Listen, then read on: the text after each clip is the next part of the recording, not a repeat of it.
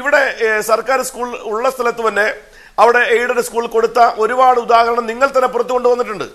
അതേ സമയത്ത് corporate management ഉണ്ടായിട്ടും സിംഗിൾ മാനേജ്മെന്റ് കൊടുത്തിട്ടുണ്ട്. ഇവിടെ ഒരു +2 ഇല്ലാത്ത പഞ്ചായത്തിലാണ് കൊടുക്കുന്നതെന്ന് പറഞ്ഞിട്ട് +2 ഉള്ള പഞ്ചായത്തുകളിൽ തന്നെ ഇത് കൊടുത്തിട്ടുണ്ട്. അപ്പൊ ഗവൺമെന്റ് ഒരു മാനദണ്ഡം പ്രഖ്യാപിക്കുന്നുണ്ടെങ്കിൽ ആ മാനദണ്ഡത്തിനനുസരിച്ച് അത് ചെയ്യും എന്ന് ഉറപ്പുണ്ടാക്കാനുള്ള ഉത്തരവാദിത്തം ഗവൺമെന്റ് ഉണ്ടായിരുന്നു. അതിന് പകരമായി ഈ മാനദണ്ഡങ്ങളെല്ലാം മറികടന്നുകൊണ്ട് മറ്റു പല താല്പര്യത്തിന്റെ അടിസ്ഥാനത്തിൽ +2 അനുവദിച്ചിട്ടുണ്ടെങ്കിൽ അതിന്റെ പിന്നിൽ സാമ്പത്തികമായ താല്പര്യമുണ്ട് എന്ന് ഉറപ്പിച്ചു പറയാൻ കഴിയും.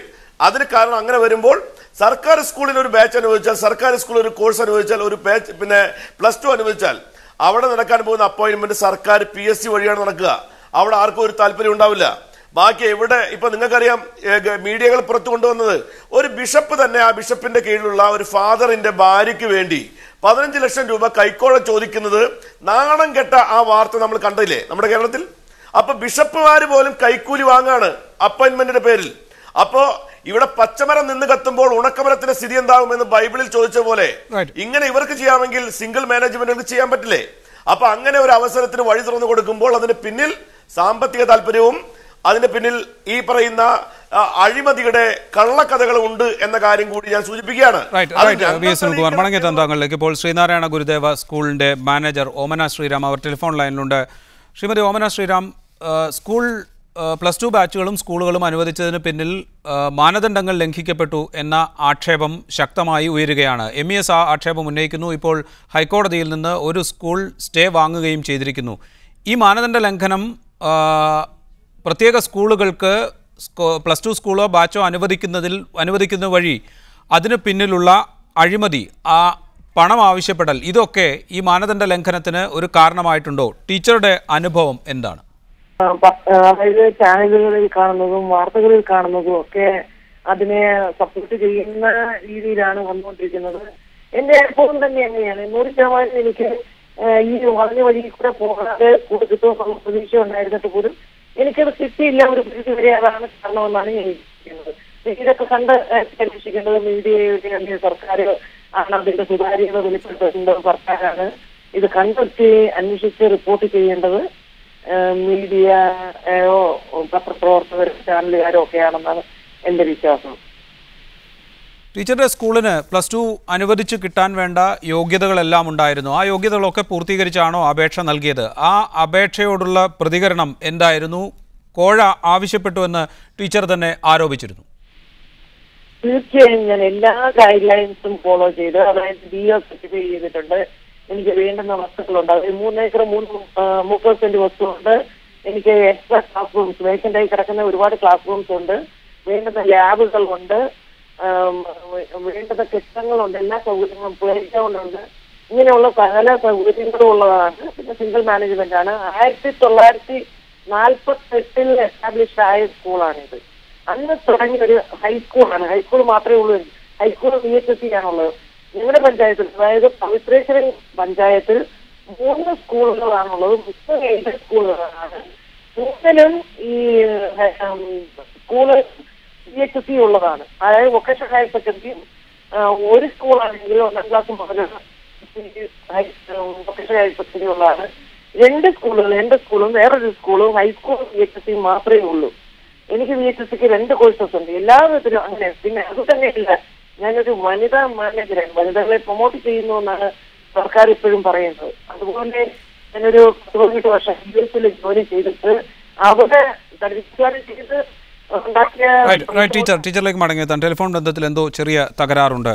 ശ്രീ അബ്ദുറഹ്മാൻ രണ്ടത്താണ്. ഇവിടെ ഓമന ശ്രീറാം അവർ ശ്രീനാരായണ ഗുരുദേവ സ്കൂളിൻ്റെ മാനേജറാണ്, ടീച്ചറാണ്. അവർ പറഞ്ഞത് താങ്കൾ കേട്ട് കാണും. എല്ലാ മാനദണ്ഡങ്ങളും പാലിച്ച് എല്ലാ സൗകര്യങ്ങളുമുള്ള ഒരു സ്കൂൾ അവരപേക്ഷിച്ചിട്ട് അവരോട് കോഴ ആവശ്യപ്പെട്ടു എന്ന ആക്ഷേപം അവരുന്നയിച്ചു.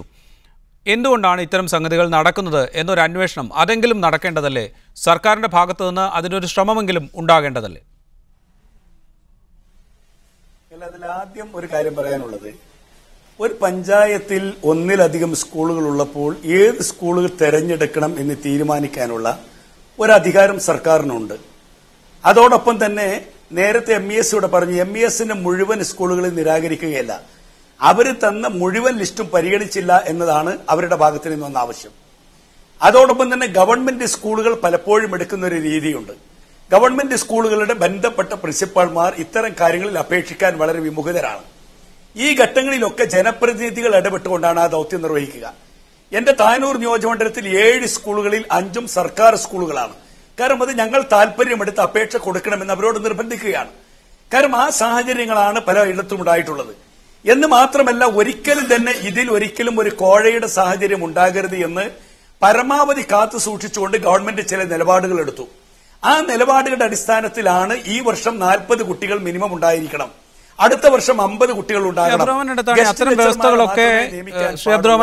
അത്തരം വ്യവസ്ഥകളൊക്കെ സർക്കാർ വച്ചിരുന്നു. പക്ഷേ എന്നിട്ടും കോഴ ആവശ്യപ്പെട്ടു എന്ന ആക്ഷേപം 2 മാനേജർമാരെങ്കിലും പരസ്യമായി പറഞ്ഞു. കോഴിക്കോട്ട് നിന്ന് എലത്തൂർ സ്കൂളിന്റെ മാനേജർ ഞങ്ങൾ തന്നെ മീഡിയ വണിലൂടെ തന്നെയാണ് അദ്ദേഹം അത് പറഞ്ഞത്.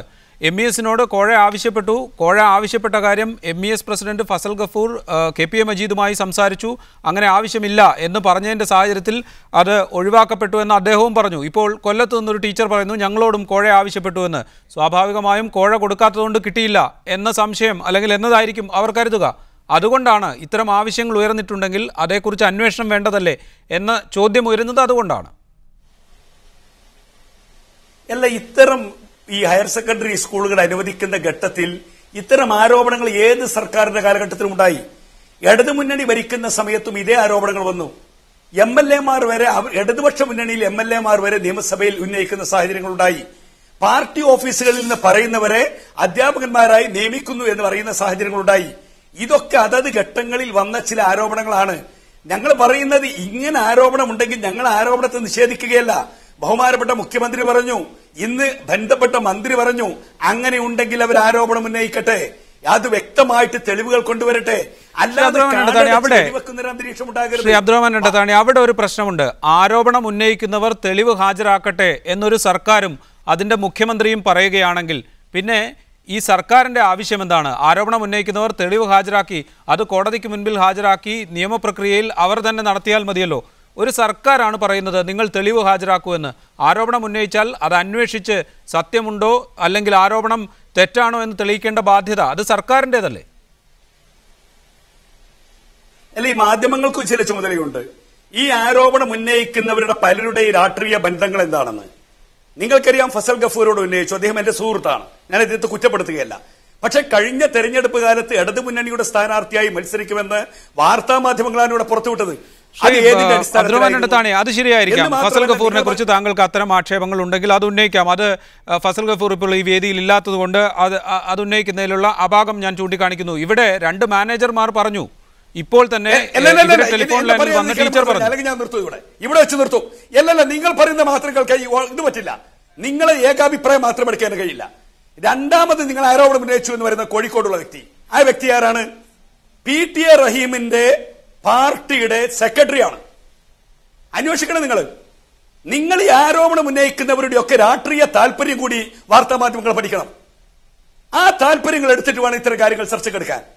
അതുകൊണ്ടാണ് ഞങ്ങൾ പറയുന്നത് വ്യക്തമായ തെളിവുകൾ കൊണ്ടുവരട്ടെ. ആ തെളിവുകൾ കൊണ്ടുവന്നാൽ അന്വേഷിക്കും. രാഷ്ട്രീയ താല്പര്യങ്ങളുടെ പേരിൽ പറയുന്ന പ്രസ്താവനയ്ക്ക് മറുപടി പറയേണ്ട ബാധ്യത ഞങ്ങൾക്കില്ല. റൈറ്റ്. ശ്രീ അബ്ദുറഹ്മാൻ രണ്ടത്താണി, ദയവായി തുടരുക. ഓമന ശ്രീറാം, അത്തരം രാഷ്ട്രീയ താല്പര്യങ്ങളുടെ അടിസ്ഥാനത്തിലാണോ ഇത്തരം ആരോപണങ്ങളൊക്കെ ഉണ്ടാകുന്നത്? അതോ ഒരു സ്കൂളിന് +2 ബാച്ച് അനുവദിച്ച് കിട്ടാൻ ശ്രമിച്ച് അതിൽ ഏതൊക്കെ വഴിക്ക് നീങ്ങണം എന്ന് അന്വേഷിച്ചപ്പോൾ സ്വാഭാവികമായി വന്ന വഴികളിൽ കോഴ വേണം എന്ന ആവശ്യം ഉയർന്നതുകൊണ്ടാണോ ഈ ആരോപണം ഉന്നയിക്കുന്നത്? ഞാൻ ആരെയും എനിക്ക് സ്കൂൾ വാങ്ങിത്തരണമെന്ന് പറഞ്ഞ് സമീപിച്ചിട്ടില്ല. ഞാൻ ഒരു രാഷ്ട്രീയ പാർട്ടിയിലും വിശ്വസിക്കുന്നയാളല്ല. എനിക്ക് രാഷ്ട്രീയം ഇല്ലാത്ത ഒരാളാണ് ഞാൻ. അമേരിക്കൻ പൗരത്വവും അതുപോലെ തന്നെ ഓവർസീസ് സിറ്റിസൺ ഓഫ് ഇന്ത്യ എന്ന് പറയുന്ന ഡ്യുവൽ സിറ്റിസൺഷിപ്പ് ഉള്ള ഒരു വ്യക്തിയാണ് ഞാൻ. എനിക്ക് രാഷ്ട്രീയത്തോട് എനിക്ക് ഒരു ആഭിമുഖ്യവും ഇല്ല.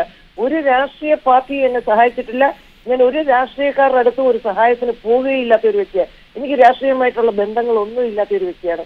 പരസ്യമായിട്ട് ഈ നാട്ടിൽ അന്വേഷിച്ചു കഴിഞ്ഞാൽ, എന്റെ സ്കൂളിൽ അന്വേഷിച്ചാൽ തീർച്ചയായും അത് മനസ്സിലാകുന്ന ഒരു വ്യക്തിയാണ്. പണ്ട് രാഷ്ട്രീയമായിട്ട് ചെറിയ ചായ്വുകൾ ഞാൻ അമേരിക്കയിൽ പോകുന്നതിന് മുന്നേ, അതായത് ഏകദേശം ഒരു 85-ലൊക്കെ ഞാൻ കോളേജിൽ പഠിച്ചുകൊണ്ടിരിക്കുമ്പോഴോ അല്ലെ അതിനു മുന്നെയോ ഒക്കെ എനിക്ക് ഉണ്ടായിരുന്നിരിക്കാം, ചെറിയ ആഭിമുഖ്യം രാഷ്ട്രീയത്തോട് ഉണ്ടായിരുന്നിരിക്കാം. പക്ഷെ അതിനുശേഷം ഒരിക്കലും എനിക്ക് രാഷ്ട്രീയത്തോട് ഒരു ഇങ്ങനെ എന്റെ ജീവിത പ്രയാസങ്ങളുമായിട്ട് ഓടി നടന്നു. ടീച്ചർ, പിന്നെ എങ്ങനെയാണ് ആരാണ് ഈ സ്കൂൾ അനുവദിക്കുന്നതിന് കോഴ വേണം എന്ന ആവശ്യം ടീച്ചറോട് ഉന്നയിച്ചത്? എനിക്ക് പരിചയമുള്ളതും കണ്ടാലറിയാവുന്നതും എന്റെ ബന്ധുക്കളെ സ്വാധീനിച്ചിട്ട് ചില ആൾക്കാര് അങ്ങനെയൊക്കെ സ്കൂളിൽ വന്നിട്ടുണ്ട്, വീട്ടിലും വന്നിട്ടുണ്ട്. ഞങ്ങൾ സ്കൂൾ വാങ്ങിച്ചു തരാം, ചില കണ്ടീഷൻസ് ഉണ്ടോ എന്ന് പറഞ്ഞാണ് എന്റെ വീട്ടിലും സ്കൂളിലും വന്നിട്ടുള്ളത്. അപ്പൊ അതിനോടൊന്നും ഞാൻ എഗ്രി ചെയ്തിട്ടില്ല. ഇല്ല, എനിക്ക് ശരിയായ രീതിയിൽ ഞാൻ അപ്ലൈ ചെയ്ത് കഴിഞ്ഞാൽ എനിക്ക് സ്കൂൾ കിട്ടാനുള്ള അർഹതയുണ്ട്, അങ്ങനെ കിട്ടുന്നുണ്ടെങ്കിൽ മതി.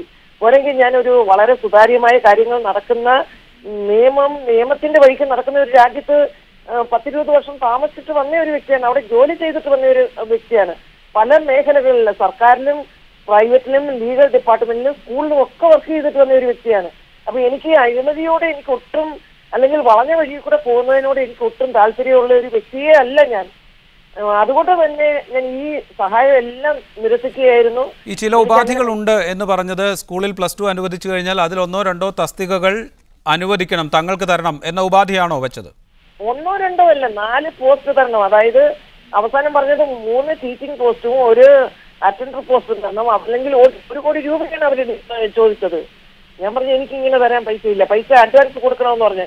പൈസ തരാൻ എനിക്കങ്ങനെ പൈസ കൊടുത്ത് വാങ്ങിക്കാനില്ല. പൈസ തരേണ്ട, ഒരു കാര്യം ചെയ്യ്, കോഴ്സ് അനുവദിച്ച് കിട്ടുമ്പോൾ ഇത്ര പോസ്റ്റ് ഞങ്ങൾ നിയമിക്കും, ഞങ്ങൾ നിയമനം നടത്തും, അല്ലെങ്കിൽ നിങ്ങൾ നിയമിച്ചോ, അവരോട് പൈസ നിങ്ങൾക്ക് ഇഷ്ടമുള്ളവരെ നിയമിച്ചോ, ഞങ്ങൾ പൈസ വാങ്ങിച്ചോളാം എന്നാണ് പലരും പറഞ്ഞത്.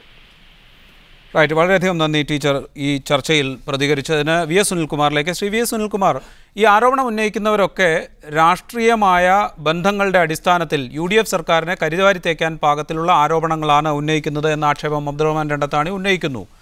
അതിൽ കഴമ്പുണ്ടോ? ഇപ്പോൾ പുതുതായി ഉത്തരവിറങ്ങിയപ്പോൾ അധ്യാപക ഒരു കാര്യം കൂടി പറഞ്ഞനുസരിച്ച് വി എസ് സുനിൽകുമാർ, ഒരു കാര്യം കൂടി, ഇപ്പോൾ സർക്കാർ ഉത്തരവിറങ്ങിയപ്പോൾ അധ്യാപക ബാങ്കിൽ നിന്ന് അധ്യാപകരെ നിയമിക്കണം സർക്കാർ സ്കൂളിലെങ്കിലും എന്ന വ്യവസ്ഥ, അത് വിദ്യാഭ്യാസ വകുപ്പ് പുറപ്പെടുവിച്ച ഉത്തരവിൽ ഇല്ല. അത് ബോധപൂർവം ഒഴിവാക്കപ്പെട്ടതാണ്. അല്ല, ഇതെല്ലാം നടന്നിരിക്കുന്നത് ഞാൻ നേരത്തെ പറഞ്ഞ സാമ്പത്തിക താല്പര്യമാണ്. ഞാനിപ്പോ അബ്ദുറഹ്മാൻ രണ്ടത്താണിയുടെ ഈ സ്റ്റേറ്റ്മെന്റിനെ ഞാൻ കാണുന്നത് ഗുരുതരമായിട്ടുള്ള ഒരു പ്രശ്നമായിട്ടാണ്. കാരണം ഇതുവരെ നമ്മൾ ഉന്നയിച്ചിരുന്ന കാര്യം ഈ +2 അനുവദിക്കുന്നതിൽ കോഴ മാത്രമാണ് ഘടകമായിട്ടുള്ളതെന്ന്. ഇപ്പൊ രാഷ്ട്രീയ വിരോധം കൂടി +2 അനുവദിക്കുന്നതിൽ ഉണ്ടായിരുന്നു എന്നതിന്റെ തെളിവാണ് അദ്ദേഹം സൂചിപ്പിച്ചിരിക്കുന്നത്. കാരണം ഈ അബ്ദുറഹ്മാൻ രണ്ടത്താണി പറഞ്ഞിരിക്കുന്നത് 2 പേര്, ഒന്ന് PT റഹീമിന്റെ ബന്ധു ആ പാർട്ടിക്കാരനായതുകൊണ്ട് അയാളുടെ സ്കൂൾ കൊടുത്തില്ല, MES എന്ന് പറയുന്ന LDFന് അനുകൂലമായ നിലപാട് സ്വീകരിച്ചവരായതുകൊണ്ട് അവർ കൊടുത്തില്ല എന്നാണ് സംഭവിച്ചിരിക്കുന്നത്. അപ്പോ അവര് ഉന്നയിച്ചിരിക്കുന്ന ആരോപണം അവിടെ നിൽക്കുമ്പോഴും അവരുടെ രാഷ്ട്രീയമായ ബാക്ക്ഗ്രൗണ്ട് കൂടി +2 അനുവദിക്കുന്ന ഒരു ഘടകമായിരിക്കുന്നു എന്ന ഗുരുതരമായിട്ടുള്ളൊരു കാര്യമാണ് അദ്ദേഹം പറഞ്ഞിരിക്കുന്നത്. അപ്പോൾ ഇവിടെ അഴിമതി മാത്രമല്ല രാഷ്ട്രീയ വിരോധം കൂടി വെച്ചുകൊണ്ടാണ് +2 അനുവദിച്ചിരിക്കുന്നത്. ഇവിടെ ഒരു കാര്യം, നമ്മുടെ വീട്ടിലൊരു കളവ് നടന്നാൽ ഞാൻ പോലീസ് സ്റ്റേഷനിൽ പോയിട്ട് കളവ് നടന്നിരിക്കുന്നു എന്ന് പെറ്റീഷൻ കൊടുത്തു കഴിഞ്ഞാൽ SI എന്നോട് ചോദിക്കുകയാണ്, കളവ് നടന്നതിന്റെ തെളിവ് കൊണ്ടുവരൂ, കള്ളൻ എവിടെയാണെന്ന് കാണിച്ചു വരൂ, അപ്പൊ പിടിക്കാം എന്ന് പറയുന്നത് പോലെയുള്ളൊരു ന്യായീകരണം ഈ ഗവൺമെന്റ് പറയാണ്. ഇപ്പോ നേരത്തെ ഒരു ഓമന എന്ന് പറയുന്ന ഒരു ബഹുമാനപ്പെട്ട സഹോദരി, അമേരിക്കയിൽ നിന്നും വന്ന ഒരു സഹോദരി വളരെ വ്യക്തമായി എന്റെ കയ്യിൽ നിന്ന് കോഴ ചോദിച്ചു എന്ന് പറഞ്ഞിരിക്കുകയാണ്. അങ്ങനെ പറഞ്ഞിട്ടുണ്ടെങ്കിൽ എന്തുകൊണ്ട് ഗവൺമെന്റ് അന്വേഷിക്കാൻ കഴിയില്ല? ഈ മടിയിൽ കനമില്ലാത്തവൻ വഴിയിൽ പേടിക്കേണ്ട കാര്യമില്ല എന്ന് പറയുന്ന പോലെ ഗവൺമെന്റിന് പേടിക്കാൻ ഒന്നുമില്ലെങ്കിൽ ഗവൺമെന്റ് ചെയ്യേണ്ട കാര്യം എന്താണ്? ആരോപണം ഉന്നയിക്കപ്പെട്ടവരോട് തെളിവ് കൊണ്ടുവരൂ എന്ന് ആവശ്യപ്പെടുകയല്ല വേണ്ടത്, മറിച്ച് ഈ തെളിവ് ഞങ്ങൾ കാണിച്ചു വരാം. ഇവിടെ ഈ ഗവൺമെന്റ് സുതാര്യമായി നടത്തിയ കാര്യമാണിത്. ഈ കാര്യം ഞങ്ങൾക്കൊന്നും മറച്ചുവെക്കാനില്ല എന്നുള്ളതുകൊണ്ട് ഏത് അന്വേഷണവും നേരിടാൻ ഞങ്ങൾ തയ്യാറാണ്, നിങ്ങൾ പറയുന്ന ഏത് അന്വേഷണവും നടത്താൻ ഞങ്ങൾ തയ്യാറാണ് എന്നൊരു ഗവൺമെന്റ് ചങ്കൂറ്റത്തോടുകൂടി പറയുന്നുണ്ടെങ്കിൽ നമുക്ക് മനസ്സിലാക്കാൻ വേണ്ടി കഴിയും ഇവർ പറയുന്നത് സത്യമാണ്. അതിന് പകരം എന്താണ്? ഒളിച്ചോടാണ്. എന്റെ ആഫീസിനെ പറ്റി പറയൂ, എന്റെ ആഫീസിൽ ആരെങ്കിലും ഉണ്ടോ, ഞാൻ പുറത്താക്കാം. ഇതൊക്കെ അന്വേഷിക്കേണ്ട ആരും ഞാനാണോ?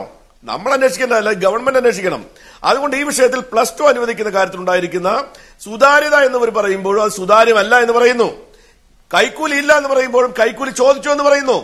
അതുപോലെ തന്നെ +2 അനുവദിക്കുമ്പോൾ ഇവിടെ നേരത്തെ സർക്കാരിന്റെ ഉത്തരവിൽ അധ്യാപക ബാങ്കിൽ നിന്നും എടുക്കണം എന്ന നിഷ്കർഷം എന്തുകൊണ്ട് ഇവർ പുലർത്തുന്നില്ല?